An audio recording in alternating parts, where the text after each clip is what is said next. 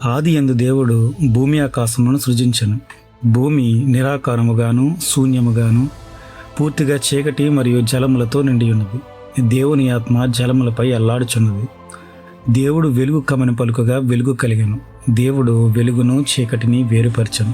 వెలుగునకు పగలు అనియు చీకటికి రాత్రి అనియు పేరు పెట్టెను. అస్తమయమును ఉదయమును కలుగగా ఒక దినమాయెను. రెండవ రోజున దేవుడు క్రింది జలములను మీది జలములను వేరుపరచగా ఒక విశాలము ఏర్పడెను. ఆ విశాలమునకు ఆకాశమని పేరు పెట్టెను. అస్తమయమును ఉదయమును కలుగగా రెండవ దినమాయెను.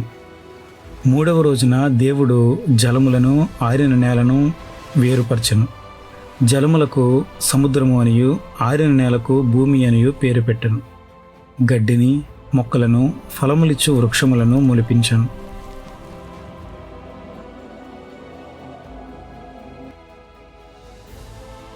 అస్తమయమును ఉదయమును కలగగా మూడవ దినమాయెను.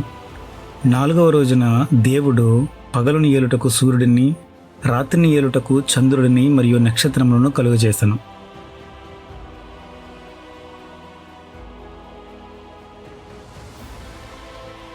అస్తమయమును ఉదయమును కలుగగా నాలుగవ దినమాయెను. ఐదవ రోజున దేవుడు ఆయా జాతుల ప్రకారము జలచరములను, ఆయా జాతుల ప్రకారము ఆకాశ పక్షులను కలుగచేసెను.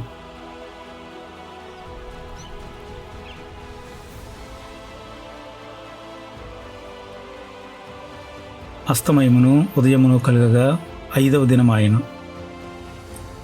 ఆరవ రోజున దేవుడు ఆయా జాతుల ప్రకారము భూజంతువులను, ఆయా జాతుల ప్రకారము నేలను ప్రాకు పురుగులను చేసెను.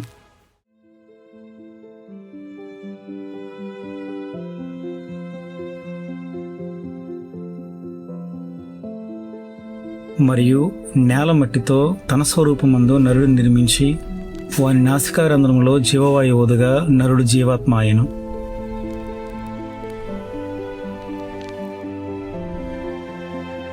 దేవుడు 6 రోజులు సృష్టిని చేసి 7వ రోజున విశ్రాంతి తీసుకొనెను.